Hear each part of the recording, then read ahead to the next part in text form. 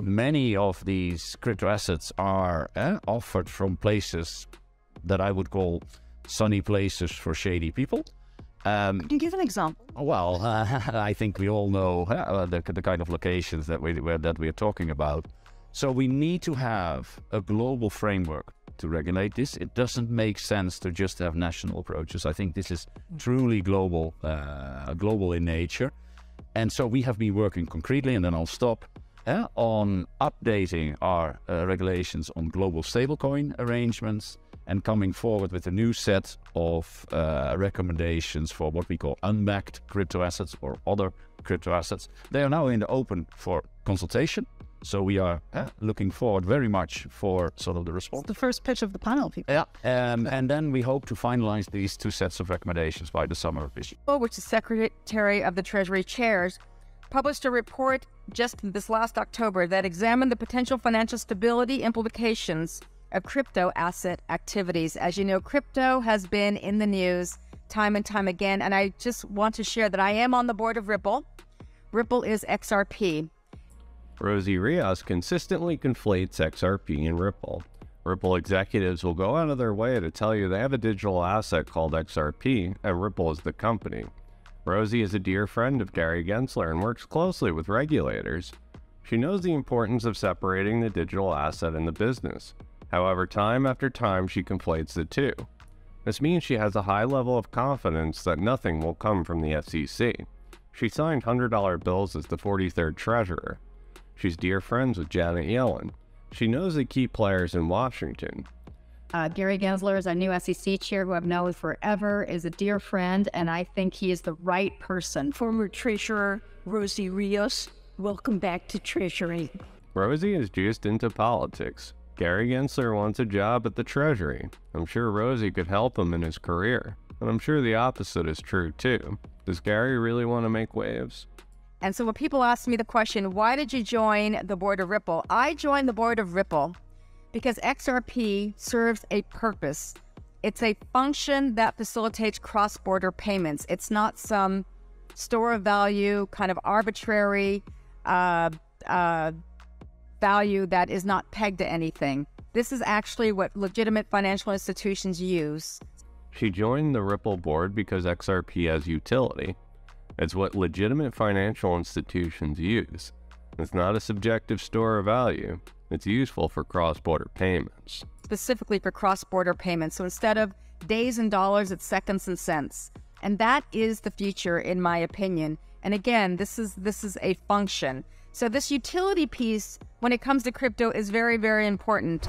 Do you think it should take over 2 years to figure out whether or not XRP is a security? More importantly, we also need to consider that there was no fraud involved in this case. It's just the SEC claiming that Ripple sold XRPs illegally as securities and the public doesn't know about it. My question is, aside from the fact that this regulatory body took over 4 years to build a case, or so they claim, the case itself is taking longer than it should. Reason being, the government is intentionally delaying Ripple so that they can launch their Fed coin and compete. But before you start defending the regulatory body, let's roll that intro. As always, welcome to Moneyside, your favorite crypto channel. If you're new here, hit that subscribe button and turn on notifications so you get updates when we drop new videos. And don't forget to smash that like button, and you can always leave a comment or a question in the section below.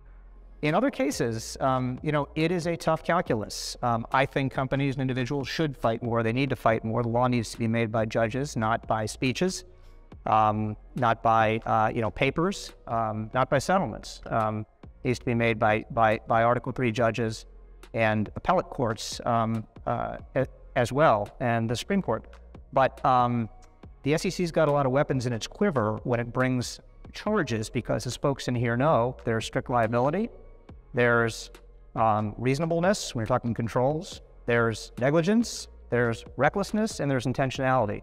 I think it's a good bet to take a shot, and the company can withstand the complaint, because I think then again the trial turns into something. Now we're sort of getting into how you actually can potentially win one of these things if you bring it. If you can make the decision for the judges and the jury as basically fraud versus not fraud, or right versus wrong. Here's a tweet that was shared by Wendy O stating the SEC attack against Ripple wasn't to protect retail, It was to harm retail and trick you into thinking you need protection. They basically fudded your XRP bags and harmed holders financially for their benefit. And I can't help but agree with her. The so-called protection of investors that the SEC is priding itself is just a cover-up for their true intention. They never wanted Ripple to prosper. In fact, their main goal probably to give Ethereum and Bitcoin a chance to catch up. Ask yourself this: why haven't they gone after any other cryptos? More importantly, how did FTX collapse right under their noses? Their true purpose is to guard Ethereum and Bitcoin at all costs, even if it means ruining their reputation.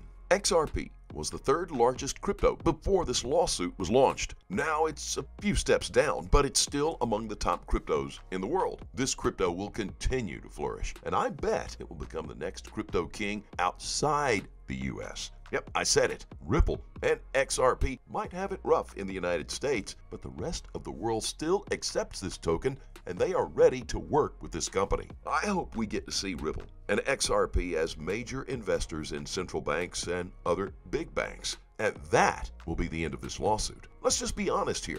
Only in the United States is XRP considered a security, and that should speak volumes about the integrity of this court case. The case itself has been plagued with unexplained extensions, leading it to dragging on for too long. That's why I believe the intention is not to find out if Ripple sold securities or not, but simply to slow them down. Pretty soon, the Fed coin will be launched, which is a direct competitor of what Ripple is trying to achieve. But why don't they work together? This could be the only chance the United States has to catch up to the Asian market and their adoption of crypto. First, we want to encourage innovation, education towards our kids, and really changing the trajectory of where the United States of America is going. Cryptocurrency is probably the only industry that I know that is inclusive to everybody from all different demographics, because it doesn't care who you are. So this is very important, and it's not just against crypto, it's against NFTs, and eventually they'll manipulate and weasel their way to cause issues for Bitcoin and how it's developed. So this is a very important space. I do want Kevin and Nate to talk about the DCTA, talk about what they're doing. If you guys are listening in the space, we thank you for joining us on this Sunday. There's a little button down below where you can go ahead and drop a comment. Please share this. The space is being recorded so that you all can share this and come back. But the DCTA is a nonprofit organization that I work with. I'm not compensated at all. I use my platform as a vessel to help spread education and let people know what's going on. The DCTA also has a forum on their website that you can go ahead and read, and it's a script. You can send that into Congress. You can call your local representatives. They made it very, very easy for you to do this. The reason why we will need Congress to step in and talk to the SEC is because the SEC has overstepped their bounds. I don't think that it's okay that they're punishing people after they've created something. They tell people to come in and talk to them, and when they do, they get in trouble. And I know John Jeaton can attest to that. And so we want to make sure that our voices are heard, and that we're letting Congress know retail does need to be protected, but it doesn't need to be protected the way that they're doing so. Yeah, and let me just add before Kevin gets up there, part of why Wendy and I are doing this, and like Wendy, can you hear me, Wendy? The way that they're doing so. Yeah, and let me just add before Kevin gets up there, part of why Wendy and I are doing this, and like Wendy, can you hear me, Wendy? Yes, sir. Is that I don't get paid for this, and a lot of people need to understand this. Blockchain Association, Digital Chamber of Commerce, those are not for retail investors. A lot of people have, tagged them, and I'm very grateful to the support because but you need to look at those players. They represent the industry players. They represent the Blockchain Association is about companies, right? Digital Chamber of Commerce, Ripple is one of their member companies, right? Digital Chamber of Commerce, Ripple is one of their members, and Consensus would be one of their members. That's not the retail holder. And I know Wendy's heart is with the retail, my heart's there. And so part of this is driving awareness that there is an organization out there that you're about to meet that is for the retail holder. So I just wanted to make that clear. Yeah, and another thing. As always, do your own research and always trade safely, guys. Please keep in mind, we're not a licensed financial advisor. All videos on this channel are intended for entertainment purposes only. Let us know what you think in the comment section below, and let's have a conversation. Thank you very much for watching. Don't forget to like this video, and please click on that subscribe button below and turn on notifications so you get informed whenever we post our amazing content. Thanks again, and we'll look forward to seeing you on the next Money Side.